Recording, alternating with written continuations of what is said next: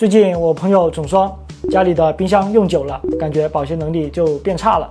我让他试试这些办法，可以提高冰箱的保鲜能力。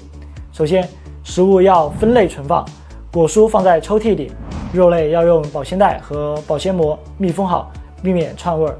其次，利用温度调节区，冬天调高一点，夏天调低一点，减少功耗，还能保持保鲜效果。还有，别忘了定期除霜，提高制冷效率，还能减少细菌的滋生。另外，食物也不能塞太满，均匀分布，给冷空气留出流通的空间，保鲜效果才能更好。最后，检查食物的保质期，如果放坏了，很容易影响旁边其他东西的味道。不过，如果保鲜效果实在太差了，还是考虑换一个吧。换个风冷的冰箱，真的比直冷的体验要好很多。如果你不会选的话，点个关注，我之后会出一期选购指南。